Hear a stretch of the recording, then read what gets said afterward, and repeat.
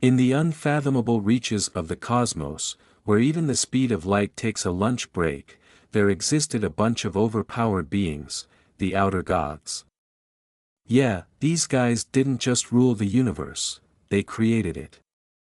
Think of them as cosmic architects who didn't just stop at designing a nice building but decided to create the entire city, and then the planet, and then, all the stars. No big deal, the outer gods. It's like the opening credits of the universe, where the camera pans in, and you realize these beings have been around since, well, forever. They don't just control stuff, they are the stuff. These omnipotent beings, who have created countless universes since ancient times, are known as absolute beings. Yes, capitalized, because when you're this powerful, you get to name yourself like a video game boss. Absolute beings. Sounds epic, right? Well, that's because it is.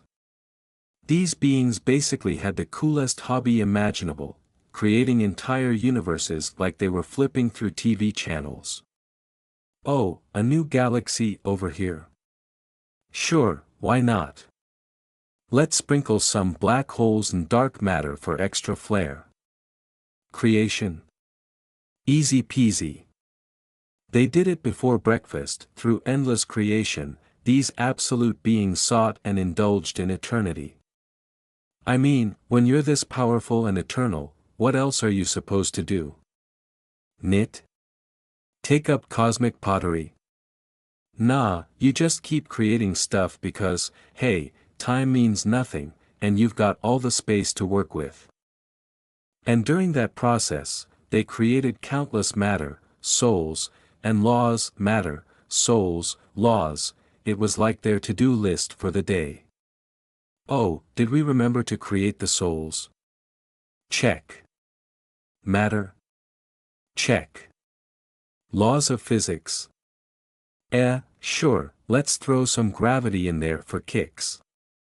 And so the universe was populated with all these carefully crafted creations, all following the neatly wrapped laws they wrote. Simple enough, right? But wait, here's the thing. Even gods, as absolute as they were, eventually ran into a universal truth: boredom. Yep. Turns out that even creating infinite universes becomes, well, kind of a drag. How many more universes can we churn out before this gets old? They wondered. However, these absolute beings, bored from this endless repetition, came to a stunning realization: we're kind of bored.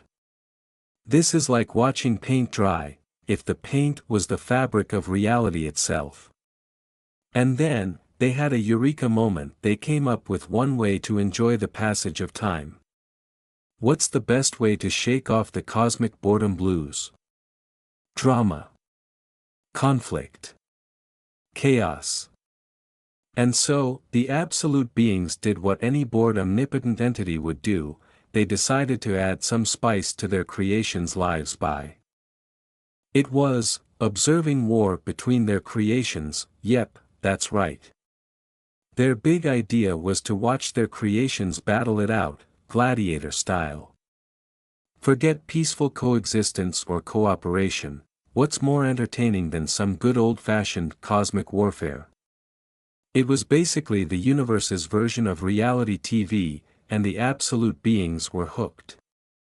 They pulled up their metaphorical chairs, grabbed some space popcorn, and sat back to watch civilizations rise and fall, all for their own amusement. And so, war became the universe's new normal. But hey, at least the absolute beings weren't bored anymore, right? Far out in the universe, where even the stars got tired of twinkling, the absolute beings decided to add a little fun to their existence.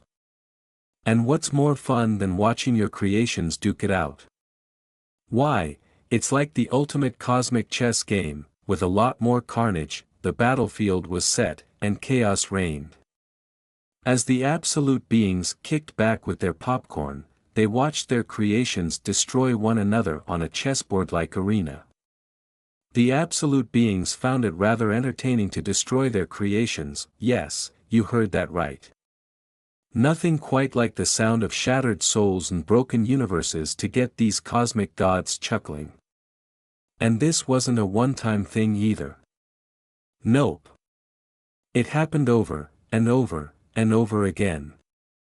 Though countless creations repeated the never-ending process of dying in battle and being revived through this war, it was just part of the spectacle for the absolute beings. After all, why settle for a single show when you can binge-watch wars on a loop, right? It was necessary to sate the boredom of the absolute beings. Because when you're an all-powerful, eternal god, and you've tried everything else, yes, even cosmic knitting, the only thing left to do is watch your toys battle it out. Boredom, solved, but then, something unexpected happened. However, an incident occurred. And not just any incident, this was the kind of plot twist that even the absolute beings didn't see coming. An absolute being was killed by one of their creations while observing this endless battle. Whoops. Turns out the creations weren't too keen on being used as pawns. One of them decided to go full, "I'm not a puppet," and did the unthinkable, took down an absolute being. It was like watching your favorite player suddenly jump off the chessboard and smack the opponent's hand, and when the other absolute beings, the ones lounging in their cozy dimensions, caught wind of this. Oh boy! The absolute beings of the other dimensions, learning of this, quickly gathered. These beings, who thought themselves untouchable, suddenly had to confront the fact that maybe, just maybe, their creations had more bite than expected. It was like an interdimensional board meeting where everyone shows up in their most intimidating outfits. They gathered in one place to observe the world that had lost its master. Because when an all-powerful god gets taken out, it's no small thing. Now, the rest of them had to figure out what to do with a world that had lost its puppet master. Chaos? Drama? Or maybe, an even better show.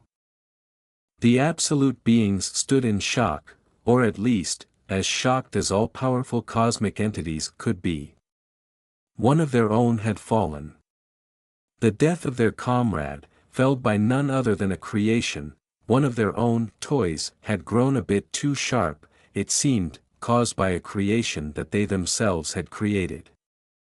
You could almost hear the collective "oops" that echoed through the dimensions.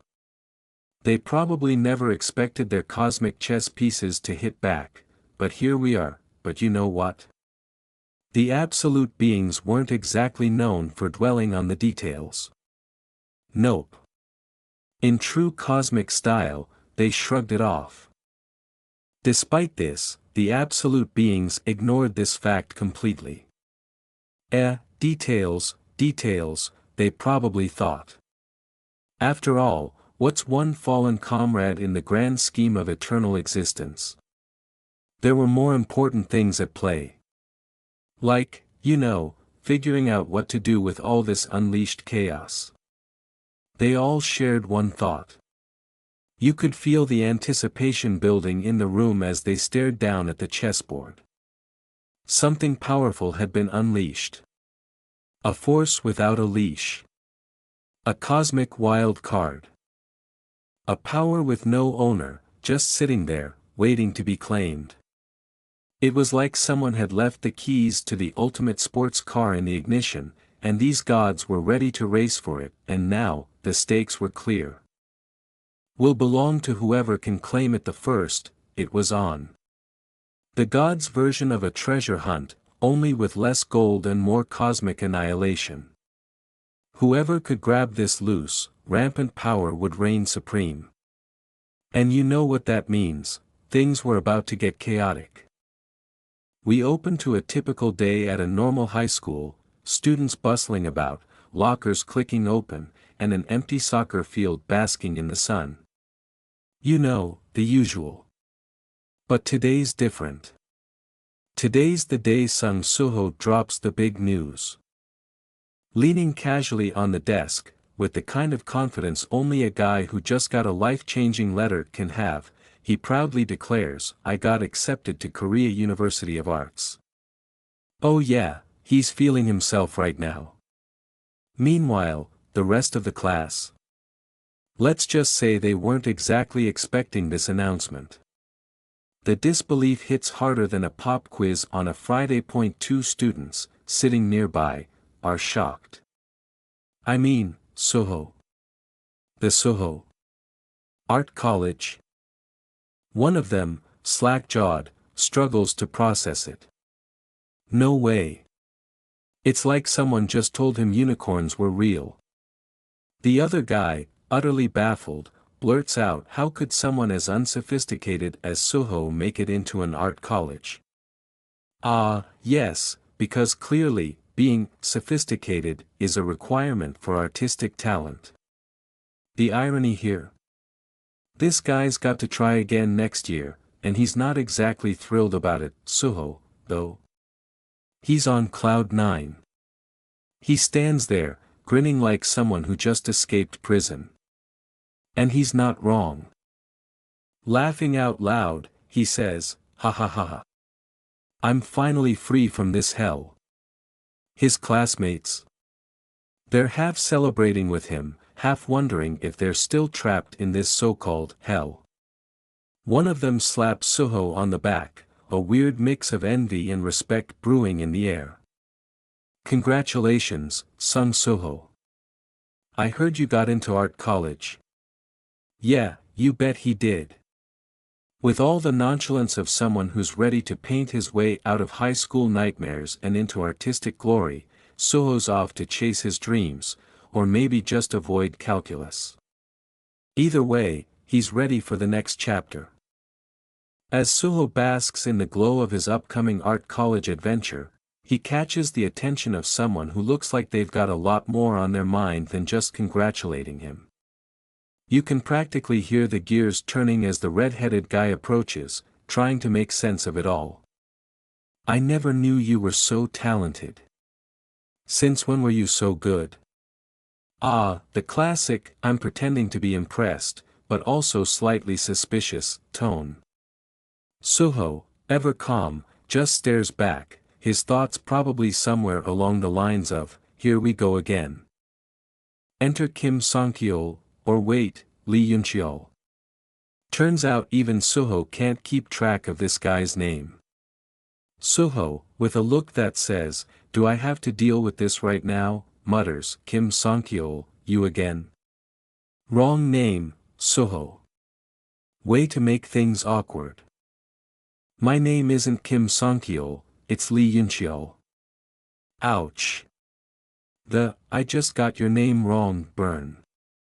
Suho plays it cool though, offering a casual response as if this whole exchange is just another Monday. Is that so?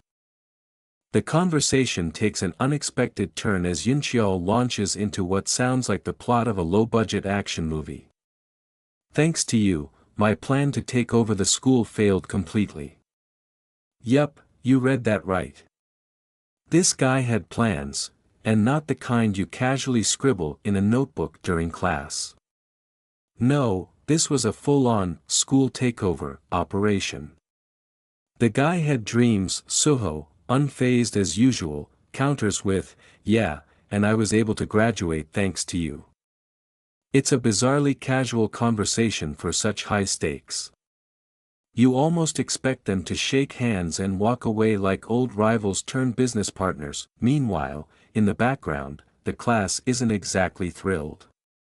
One student mutters with a sigh, "Yun-cheol's starting shit again."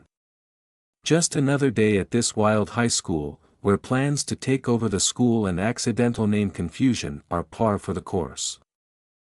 As the confrontation between Suho and Yun-cheol reaches its usual tension, the rest of the class is not impressed. Two girls exchange a glance, and one says what we're all thinking, "We're about to graduate. Why is he still acting like such a kid?" Her friend nods, equally exasperated, "I know, right?" Meanwhile, Suho is off in his own thoughts, contemplating the mysteries of life. He's not just thinking about art school, oh no, his mind is deep. Why does he have to be so mean to someone who's trying to live a happy life after his parents went missing? Cue the dramatic backstory reveal. Just when things are about to get all introspective, Yuncheol does what all classic rivals do when they're out of words, he goes straight for the punch. Suho, he yells, fist flying at him like it's an action scene straight out of a martial arts flick, but Suho, being the protagonist and all, dodges like he's got the reflexes of a superhero. And in the blink of an eye, bam, Suho counters with a move so swift, even Yuncheol didn't see it coming. The fight choreography. Impeccable. Yuncheol hits the ground, while Suho barely breaks a sweat. Somewhere in the background, you can almost hear the class rolling their eyes. Graduation can't come soon enough, because apparently, schoolyard brawls are still a thing, even for future art school students. Yuncheol, now charged with energy, lunges towards Suho, fists crackling with an unknown power. Suho stands firm, his body poised to react, his expression unreadable. The impact of Yuncheol's punch sends a tremor through the air, but Suho swiftly dodges, just as the ground where he stood splinters from the force. The other students look on, wide-eyed, unable to comprehend what they're witnessing. Why can't we just chill out before graduation? Yuncheol begins, but the sentence is cut short as Suho closes the distance, his movements fluid and precise. He's not the same as before. His sharp gaze reveals the depth of his experience. This isn't an ordinary high school altercation. Before Yuncheol can react, Suho counters with a powerful strike of his own, landing a blow squarely on Yuncheol's chest. The impact sends him flying backward, skidding across the ground, knocking over several desks and chairs. What the hell, it? Yuncheol stammers as he tries to catch his breath. His eyes widen in disbelief as his own energy fizzles out, unable to comprehend Suho's strength. For a brief moment, the classroom is filled with silence. Dust settles as Yuncheol struggles to stand, while Suho remains calm and collected, watching his opponent with an unwavering focus. The other students, who had been frozen in shock, now murmur amongst themselves, some stepping back nervously, others too stunned to speak, but Suho says nothing. His cold, unreadable gaze remains fixed on Yuncheol, who has yet to realize the full extent of the power he's just awakened in his opponent. The tension in the room was thick, with Suho still seated on the ground, staring at his opponent who stood tall, his fists engulfed in energy. It doesn't hurt at all. The red-haired fighter shouted, his eyes filled with both fury and arrogance as energy sparked around him like wildfire. His arm pulsed with a dangerous aura, one that could tear through anything in his path. Without warning, he launched himself forward, his energy fist blazing like a comet. The force from the punch cracked the floor, sending shockwaves throughout the hallway. Suho, though still on the ground, didn't flinch. His sharp eyes focused intensely on his opponent. Meanwhile, the students in the room looked on in horror and shock.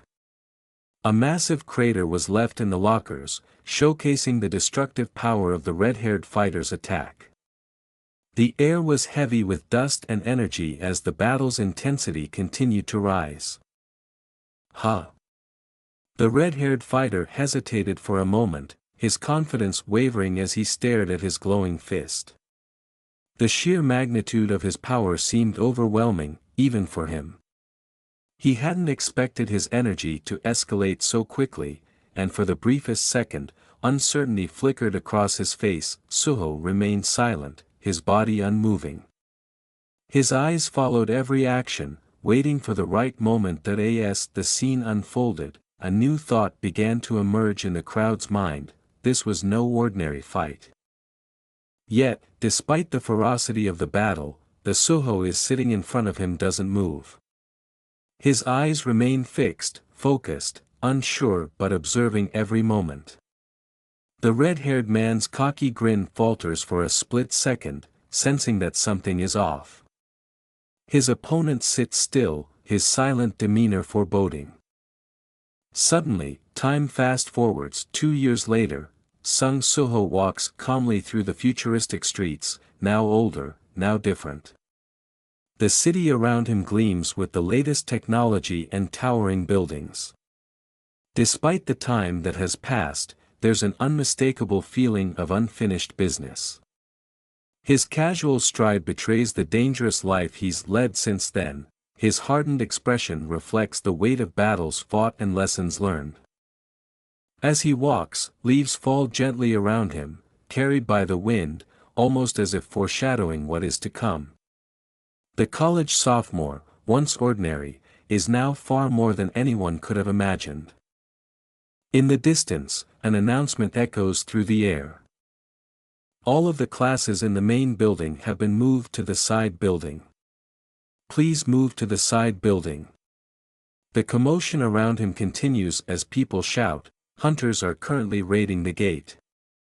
Suho glances up, catching sight of the chaos, but remains calm. There's something deeper stirring within him, an unspoken purpose waiting for the right moment to reveal itself. A sudden tension grips the air as the crowd gathers at the barricade, murmuring anxiously while a few bystanders attempt to sneak a glance at the mysterious, swirling fog. Phones are raised, cameras flashing as a stern figure in a reflective vest pushes forward. Everyone, you must not come any closer. His voice booms, trying to maintain control of the restless crowd. Yet, curiosity battles against caution, eyes glued to the scene ahead. How long has it been since the hunters went in? A man asks, his sharp suit barely ruffled by the chaos around him. His voice carries authority, yet there's a hint of impatience beneath his calm demeanor. A bit over 8 hours, the vest-clad worker replies, glancing at his watch before nervously shifting on his feet. Since it's a D-rank gate, they should be coming out soon. Now. It is dangerous for non-hunter, so please back away. The tension eases slightly, but there's a lingering sense of unease. The crowd isn't satisfied with promises, they want action. A group of young women nearby chatter nervously, one with a mischievous grin whispers, "What do you think will happen if they can't clear it?" Her friend offers a weak smile, trying to mask her unease, "I'm sure the hunters will take care of it." In the midst of the crowd, one lone figure stands in silence, his expression unreadable. His sharp gaze fixates on the swirling fog beyond the barricade as he mutters under his breath, "Another gate, huh?" His mind races back to the birth of the gates, a moment that forever altered the world 3 years ago. The weight of that history hangs over him like a cloud, filled with unanswered questions and looming threats. The crowd continues to murmur around him, but his thoughts are elsewhere, in a battle that has yet to begin. Cinematic tension rises as the gate swirls ominously, hinting that this D-rank portal might hold more surprises than anyone is ready for. The sky twisted violently, a massive, swirling vortex opening in the fabric of reality itself. Cracks formed in the very air, sparking with ominous energy. Below, ruins of buildings smoldered, their stone and steel crumbling under the weight of a force far beyond this world. Gates were what people had come to call them. Passageways into another dimension. But to those who truly understood their nature, they were something much worse, doorways to the unknown, hiding within them horrors unimaginable. In which the monsters within escape and run rampant after a certain amount of time passes. Monstrous forms began to emerge from the darkness of the gate, their eyes glowing crimson, their roars shaking the earth. Clawed beasts, towering creatures of nightmare, each more grotesque than the last, spilled into the world. This wasn't some fairy tale. The monsters weren't here to play nice, they were here to escape and wreak havoc on everything they touched. And if the gate stayed open long enough, there wouldn't be much left of the world to save. But just as humanity was on the brink of collapse, a spark of hope ignited. Humans began to change too, almost as if they were designed to face these creatures. Superhumans, capable of wielding mana, began to emerge, their power shining as brightly as the very gates that threatened their existence. They were called Awakeners. Among them, warriors clad in gleaming armor, their blades charged with glowing energy, stood ready to face the monstrous tide. Awakeners weren't just warriors, they were humanity's last line of defense, as the monsters raged and the world teetered on the edge of chaos.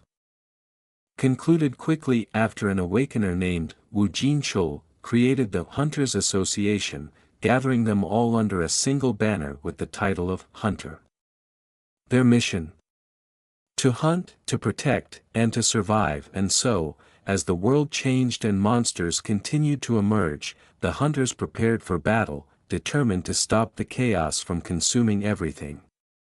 This was humanity's final stand, against the monsters, against the chaos, and against fate itself. The war had only just begun. The world, once simple and familiar, had become irrevocably divided. On one side stood the awakened, those who had been gifted with extraordinary powers and now lived as hunters, warriors of unrivaled strength. On the other side were the unawakened, regular civilians, going about their lives in the shadow of these superhumans.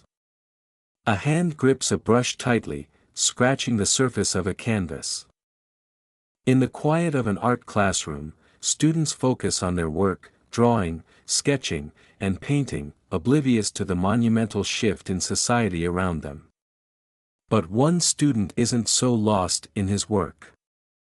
The young artist, his brush moving with purpose, reflects on the hard truths of life. Some people, he thinks bitterly, have to work as tirelessly as ants just to scrape by, while others have wealth handed to them on a silver platter, without so much as lifting a finger. He glances around the room, the irony not lost on him. Here they are, painting away as though the world outside hasn't changed, while he knows all too well the harsh reality of their situation. His grip on the brush tightens as his frustration grows. The unfairness gnaws at him, making it impossible to ignore. This cruel distinction between the awakened and the unawakened forces people like him, the ants, to confront their limitations every single day. He grits his teeth, sweat beading on his brow, as he feels the weight of his own inadequacies. No matter how hard the unawakened work, no matter how much effort they put into their lives, there's a gap they can never bridge, a chasm of power between them and even the weakest of awakened, the ear-anchors. As if to drive the point home, we see another figure, walking calmly through the shadows. Hands in his pockets, an expression of cool indifference on his face, this awakened individual doesn't even have to try. He just is. He exists in a world that would forever keep people like the struggling student below him, no matter how hard they fight, and that, the student realizes, is what truly makes it hard to bear. The world may be split, but the real battle, it's in the hearts and minds of those who haven't been awakened. The world will come to an end if the hunters don't close the gates. It's a simple but crushing truth. Standing in the light, the main character reflects on this fact, his expression unreadable, but his thoughts heavy. In other words, while the unawakened can't survive without the awakeners can live just fine without them. It's a sobering reality. The fate of the unawakened, the ordinary people, is in the hands of the superpowered awakeners. Yet, the awakeners, they don't need anyone. It's a one-sided dependence, and the character can feel the imbalance that he continues to work on his canvas, the brush moving swiftly as if it's the only way to channel his swirling thoughts. A realization hits him, that is why everyone is thankful to the hunters. After all, They are the heroes, the ones who keep the world from collapsing under the weight of monsters, danger, and chaos. After all, aren't they the reason an unawakened like me can live in peace? He grips his brush a little tighter, the tension clear in his movements. But despite this acknowledgement, something nags at him, a thought he can't shake off. But a worry began to grow in the corner of my heart. As his brush strikes the canvas with increasing intensity, the doubts bubble up from within. He wonders if he's becoming too used to this dynamic, too accustomed to being the one with no power, the one dependent on others to protect him. Am I just slowly growing accustomed to not having things? The question lingers, echoing louder in his mind. His brow furrows as memories flash before him, memories that fuel the doubt and worry in his heart. The protagonist is reflecting deeply on his past, thinking about the things that define him. My missing parents, he starts, recalling the image of a family that seems distant now, a father, a mother, and a baby, all framed in a moment of a happier time. But that warmth has been replaced with a grim sense of vulnerability. But dude, where's your auntie? Grandma? Your father's old comrades? His self-proclaimed brother? And the high school girl? My survival, which relies on others, he continues. In his mind, he recalls scenes where his fate seemed completely out of his control, like a puppet with its strings tangled by other people's hands. Even in moments when he thought he could achieve anything, reality always came crashing down, and with that, the weight of his realization settles in. He's been surviving, but not living. He's been existing in a world where his fate is not his own, where the awakened hold the keys to his future. He recounts, after having everything taken from me, a sense of helplessness filled the hole in my heart. The visual shifts to schoolmates, probably from his past, walking by with smug faces, reminding him of the time when he felt completely powerless. My mother used to always tell me that I was becoming like my father quite well, he recalls, perhaps a bittersweet memory considering the weight of his current circumstances. Then, a question arises, how did his father escape this feeling of helplessness? The scene darkens as the protagonist ponders this, almost as if the question haunts him. As the imagery grows more intense, his name is called softly, Suho. A close-up of his shocked eyes signals his return to reality. Now, we're pulled out of his deep thoughts and into the present. He's at his desk, drawing, completely lost in concentration until someone speaks to him. The guy standing over him compliments his focus, good concentration today. Startled, our protagonist snaps out of his thoughts. Ah, yes, he stammers, clearly caught off guard. His friend or colleague asks, what are you having so much fun drawing? Innocently, the main character responds, I was just drawing whatever came to mind. Then comes the teasing jab, were you drawing an ant? It's quite inventive for an ant. Well, maybe it might be more appropriate to call it an ant person. And finally, there's a moment of quiet introspection, as our main character thinks to himself, why did I even draw this? It's a mix of heavy reflection followed by a slice-of-life moment, with a touch of humor. Our protagonist seems to be dealing with some serious inner turmoil, but in this moment, he's just a guy trying to find some peace in drawing weird ant. Suddenly, the scene cuts to a dark, intimidating figure. The creature, drawn in jagged lines, looms ominously. And there he is, where are the others? What happened to Kim Chul? As the tension rises, the perspective shifts again, this time outside. The hunters are coming out, someone announces as people start to gather. From the portal, a team of figures walks out confidently, their mission clearly a success. Whoa, a spectator exclaims in awe, they look so relaxed. They must have succeeded. And sure enough, a group of elite-looking hunters stride out, their armor glinting in the light. They walk with purpose, exuding an air of quiet victory. In this scene, Hunter Kim Jong-soo just finished a successful dungeon raid, and one of his colleagues congratulates him with enthusiasm, saying, "Great work, Hunter Kim Jong-soo." Looking slightly tired but still composed, Kim Jong-soo confirms, the dungeon raid went successfully. But just when things seem like they're wrapping up, Jong-soo drops an unexpected detail, "Also, I have something to report to the Hunters Association." Dramatically, he reveals, "We encountered a new type of monster." As he recalls the event, his expression turns serious. The next thing we see are terrifying monsters, humanoid creatures with flames blazing from their eyes and mouths. He explains, they were humanoid monsters with blue flames spouting from their eyes and mouths. He goes on to describe how they attacked using claws and fangs, but surprisingly, their attacks weren't powerful at all. Jong-soo then reflects on the encounter, casually admitting, "Since I'm still fine after getting scratched by their attacks, there isn't much to them, but..." He remains on alert, clearly still thinking through the implications of facing these strange creatures. Another hunter listens to Kim Jong-soo's report and responds with relief, saying, "I am happy to hear that they are not too dangerous." However, the situation isn't entirely dismissed as the hunter acknowledges that they are still definitely monsters that we haven't seen since the birth of the gates.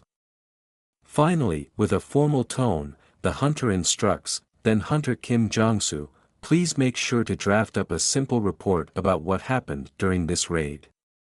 It's clear this discovery is going to need some more attention, but at least for now, things seem under control, kind of. As the scene unfolds, we find ourselves in the midst of a tense situation. A man is depicted with a look of shock and fear etched across his face, his eyes wide and mouth agape, clearly sensing imminent danger. The intensity of the moment is accentuated by the sudden, sharp sounds filling the air, the distinct zzz and zzz noises that could either indicate something approaching fast or a surge of electricity crackling through the air. Cut to the next frame, we see a group gathered around what appears to be a limp figure. The atmosphere is heavy with anticipation and uncertainty. The focus shifts to a man in a yellow hard hat, holding a tablet, clearly trying to make sense of the situation. Beside him stands a figure clad in armor, exuding an aura of authority or perhaps preparedness for the worst. Other figures linger in the background, their expressions hidden, but their body language suggests concern. The next moment reveals the man in the hard hat examining the body closely.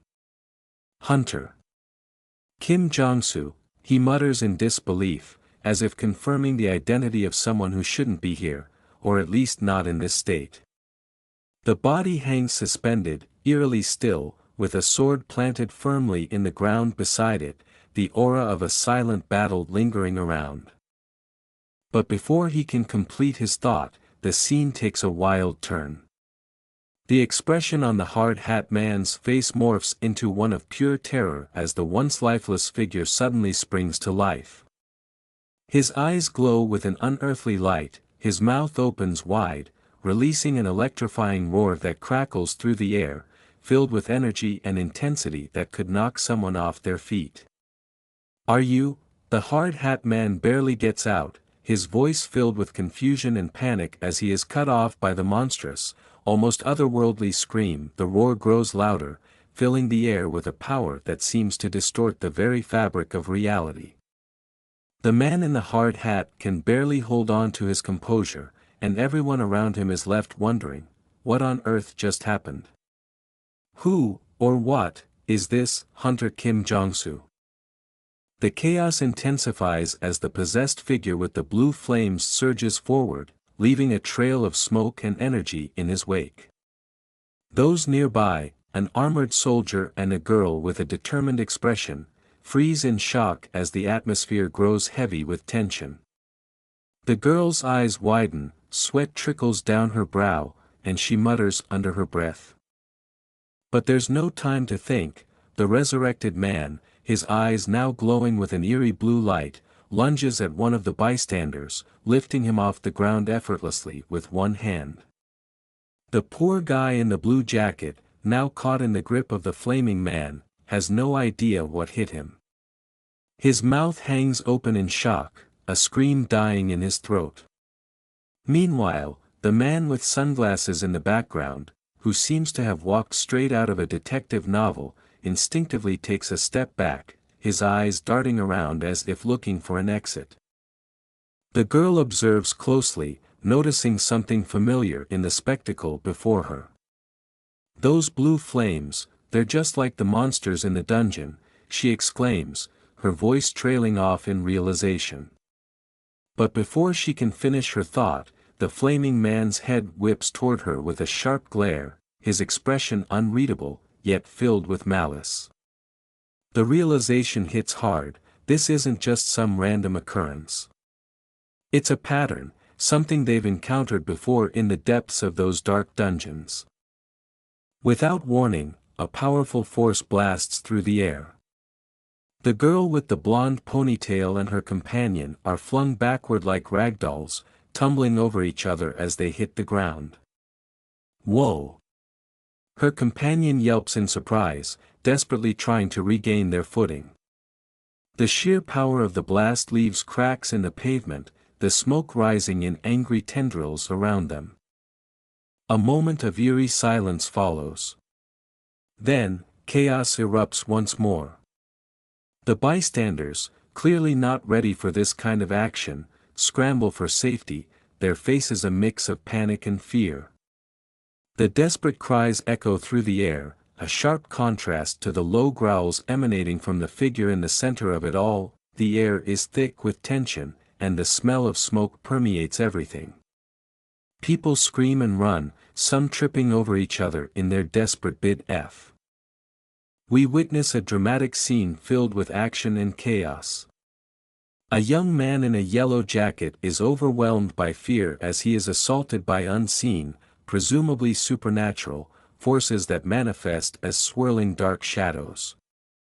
The scene is electrified with intense energy arcs and ominous glows, enhancing the sense of danger. The man's terrified screams, represented by the bold KYAAA and AHH, echo through the air, amplifying the horror of the moment. His body language, recoiling in horror, suggests he was completely unprepared for this terrifying encounter. The atmosphere shifts to a somber and eerie calm after the storm. Here, we see the aftermath of some unknown calamity within a modern building, possibly a school or a business office. A young man, crouched and distressed, is comforted by another who stands tall, exuding calm and control amidst the chaos. The scene is marked by a stark contrast between the earlier violence and this quiet moment of human connection. What's going on? From behind a shattered window, a young artist and his classmates look on, confusion etched on their faces. What is that? The artist mumbles, his hand gripping a paintbrush, as if it could somehow ward off the impending danger. His friend, peeking over his shoulder, nervously adds, "Are they fighting each other?" As if on cue, a new wave of screams fills the air. Several of the workers, now with their eyes glowing an unnatural blue, begin attacking one another, their movements jerky and unnatural, like marionettes controlled by unseen hands. The students gasp, horror mixing with disbelief. Their glowing blue eyes, they're like monsters, someone exclaims. A student steps forward, his eyes wide with fear. Please don't tell me it's a dungeon break, is it? The words hang heavy in the air, sending a shiver down everyone's spine. Panic surges through the crowd like electricity. What are you doing? We need to run away, someone shouts. Another argues, no. We should wait here for the hunters instead. Inside the building, a teacher's assistant, Mr. Lim, looks flustered as the students around him start to panic. "Ta Lim, you're an awakener.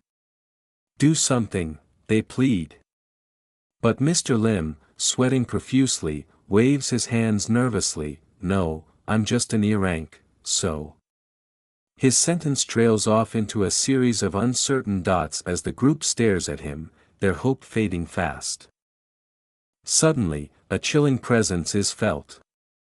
The blue-flamed figure slowly steps onto the rooftop, its eyes locking with Suho's through the window. Suho gulps, his legs shaking slightly as he realizes that no one is safe, not even the weakest among them. In the twilight haze of a seemingly ordinary cityscape, an eerie calm is shattered by the sudden appearance of a sinister figure shrouded in ghostly smoke. With an enigmatic "KOI", this spectral entity descends from a rooftop, like a harbinger of chaos poised to unleash pandemonium. The scene quickly escalates as another character, caught in the turmoil, is violently hurled against a wall. The impact resounds through the air with a sharp "KUH", marking the collision's brutal force. The panel vibrates with the kinetic energy of the encounter, hinting at the powerful forces at play in this supernatural showdown. Amidst the chaos, a voice cuts through the cacophony, an urgent plea from a wide-eyed protagonist in a classic denim jacket. "Run away," he shouts, his voice laced with terror. The urgency of his command is palpable as the characters around him scramble to evade the relentless assault. The atmosphere is charged with panic, underscored by a fierce "KUH" that echoes their frantic movements. As the confrontation reaches its climax, the narrative shifts focus to a desperate struggle for survival. One character, in a futile attempt to dodge an electrifying attack, is overwhelmed by a powerful entity unleashing a lightning-like force. The intensity of the moment is captured by a dramatic "KYHAH" that slashes across the panel, highlighting the explosive power on display. They were just watching, their faces etched with horror and disbelief. As they witness the surreal spectacle, their reactions are encapsulated by a stunned "YOXX". Their expressions provide a lighter, almost comedic contrast to the terrifying display of power, balancing the gravity of the situation with a hint of humor. As chaos unfolds in the city, our intrepid protagonist, in a moment of sheer bravery, or perhaps foolishness, shouts, everyone! Run away!"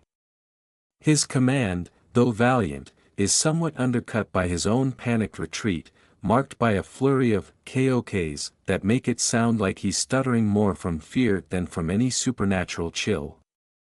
In the ensuing melee, debris flies and characters scatter in a comic ballet of dodging and weaving.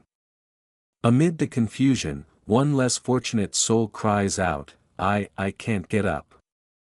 It's less of a heroic stand and more of a confession you'd expect at a particularly intense yoga class.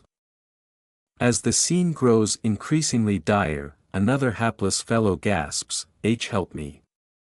The woman's voice is less a commanding shout and more of a desperate whimper, the kind you might hear when someone realizes they've accidentally started a horror movie marathon with no way to find the remote. The climax of our tale of misadventure arrives when someone decides that enough is enough. "I'll call a hunter," Suho declares, with a determination that would be inspiring if it wasn't for the fact that they're sprinting away faster than one might flee an awkward conversation at a family reunion. Amidst the chaos and crumbling concrete of the city, our not-so-heroic hero experiences a full-blown crisis of conscience. With a dramatic gesture to the heavens, or perhaps just to the upper floors of the shattered building, he laments, "Damn it, why did I even say that? I just left her to her death." It's the kind of melodramatic monologue you'd expect at the climax of a tragic opera, not in the middle of a supernatural smackdown. As he stumbles through the debris, our protagonist's internal monologue takes a turn from regret to self-chastisement.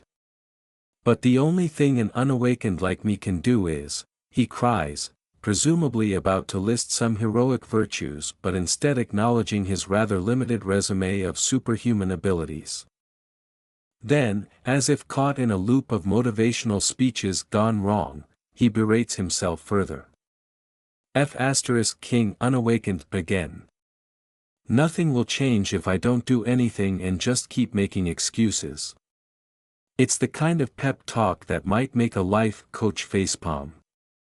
But our guy is determined, or at least determined not to just stand there and monologue while the world ends. In a moment of existential questioning fit for a Shakespearean aside, he looks to the heavens, or the ceiling, depending on the structural integrity of the building at this point, and asks, "Dad, what would you do?" It's a poignant question, filled with the gravitas one might feel when asking for guidance at a critical crossroad, or when you've accidentally locked yourself out of the house. In a moment of cinematic introspection, the scene opens with a haunting image of our hero, shrouded in a soft, ethereal glow. His face, partly obscured, conveys a depth of emotion that words alone cannot capture. It's a quiet before the storm, a brief respite filled with contemplation and perhaps regret, set against the backdrop of a once peaceful city now teetering on the brink of chaos. But the calm is shattered as suddenly as it arrived. A burst of sinister blue energy explodes into the scene, heralding the arrival of unspeakable power. The atmosphere crackles with raw, electric fury as it echoes through the air, a sound that seems to vibrate in the very bones of the city. The hero's moment of peace is violently interrupted, and he is thrust back into the harsh reality of the battle that awaits.